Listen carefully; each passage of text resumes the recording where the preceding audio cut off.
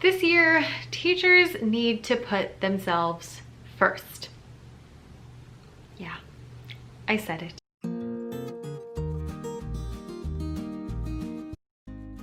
Teachers tend to be people who are helpers and who like to do things that help people and just work really hard, which is great. However, in working hard and helping people, specifically students, it often happens that teachers spend so much time caring for other people that they forget to care about themselves. And before they know it, they are stressed out, worried about everything, not sleeping, not eating well, and just overall not taking care of themselves. And what's even worse than that is that when other teachers see them doing it, they don't tell them to stop. They say, oh my gosh, she's so dedicated. Look at her staying at the school until 7 o'clock at night. Look at her, she didn't look like she slept a wink. She must have been up all night making lesson plans. What? What? Are there other industries where we look at people who are like ragged and run down and we say, they're so dedicated? If so, please let me know in the comments, because I think that is the craziest thing ever. It's great that you want to help people. It's great that you want to be there for your kids. It's great that you want your classroom to look beautiful. It's great that you want to do all of those things. However, you should not be killing yourself in order to make it happen. Now, if you're watching this when I'm posting it, which is September of 2020, you might be thinking, Becca, why are we talking about self-care when it's only September? Like, that's more of a topic for later on in the year, later on when things are more going. Right now, we just started school, or some people haven't even started school at all yet. So why is this a conversation right now? The reason is because this year, teachers need self-care more than ever. I don't know about you, but spring of 2020 nearly killed me. I didn't realize it was possible to be that stressed out and that overworked and that just exhausted when I wasn't even leaving my house. I was constantly on Zoom calls with my kids, creating lessons that I had to come up with out of thin air because I had never taught online before. And on top of that, we were having meeting after meeting after meeting after meeting. It was just craziness. I was more peopled out during quarantine than I ever have been in my entire life. Now, this school year, yes, has either just started or is just about to start, but it's already crazy. It is already ridiculous. You know, like the whole idea that you might be going back to school virtually, or you might be going back to school but having to wear masks and sanitize everything because it's really not that safe yet. Or you might be just doing some crazy hybrid version of that in between, and everything in between. Teachers are asked to do a lot on a normal basis, and teachers tend to go above and beyond on a normal basis, buying their own supplies, working really hard, making things cute when they don't have to. And right now we're being asked to do even more. It's like, let's look at some of the hardest working people in the country and ask them to do even more. And hopefully they won't lose their jobs because no one's getting money. Right now, it is very, very important that you go into this school year already thinking about how you're going to take care of yourself. Do not wait until you are stressed out and overworked and exhausted before you start thinking about yourself.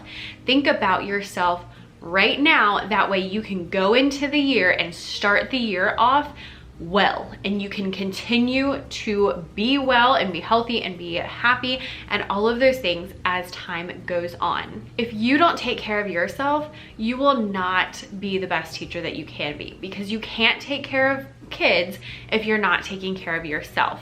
I know it's overused, but it's just like on the airplanes when they tell you to put your mask on first, because if you pass out because you're not breathing before you get the mask over the kid, you're not helping either of you. But if you put your mask on, then you can put their mask on and you're both now safe, which is really timely since, you know, the whole mask thing.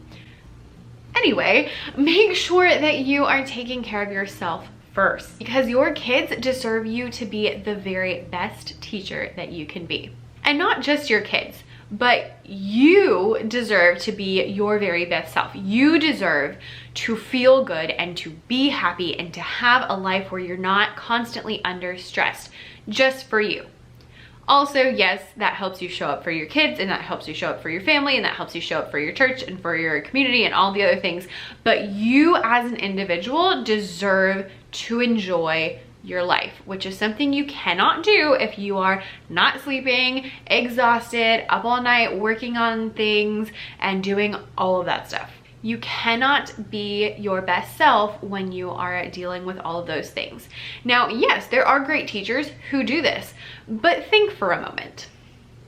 How much better would they be if they actually got some sleep?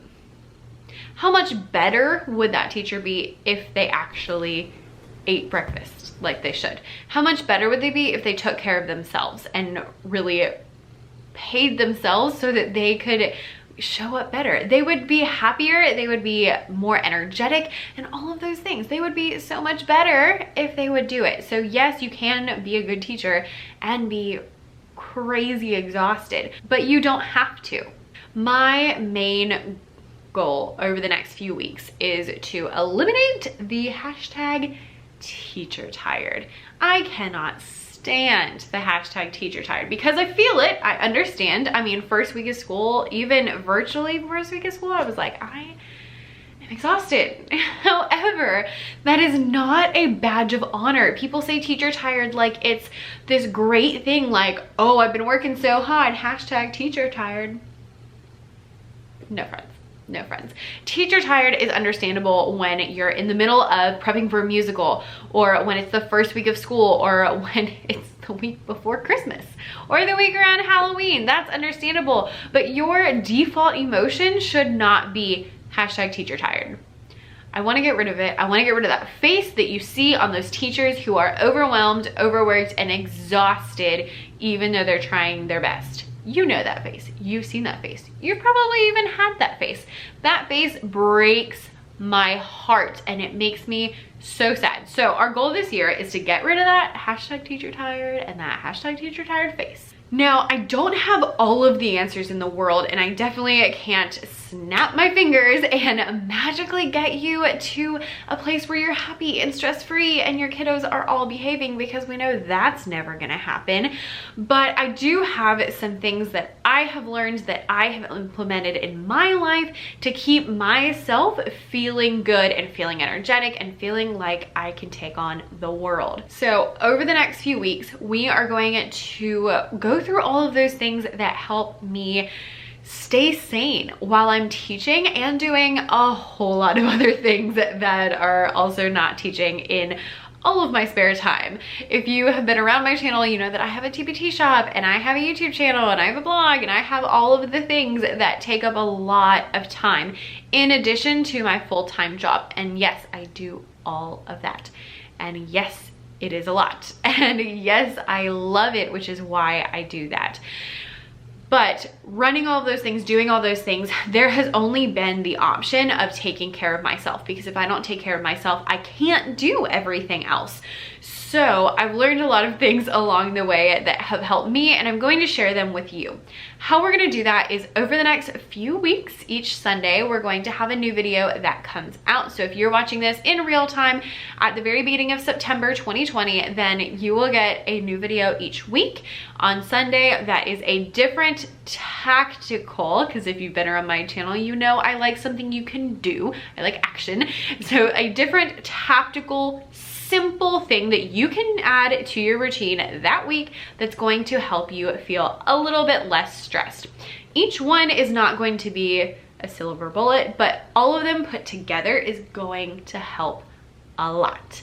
I promise. So on Sunday, the first video will go out. I will talk about the topic for the day. I will give you your action item for what you should actually be doing to help with that. And I'm also going to give you some printables to keep you on track. So each week there will be printables that you can fill out to just make sure you're on track, doing the right thing, to help you organize all your thoughts, because we're teachers and we like handouts. So right now what you can do is click the link down below It's going to have the pretest to see how stressed you are at the moment so that hopefully we can compare at the end and hopefully do a little bit better. And then you'll get notified when each of the video goes up and you'll automatically get the printables sent straight to your inbox. So I hope to see you there. I can't wait to see what happens at the end of this and how much better you're feeling. Our goal is long-term success and feeling good and healthy and on top of things for the long term. So not just right now, but for the whole school year. This is your guide to having the best school year ever. Yeah, I went there. Link down below and I will see you in the next video.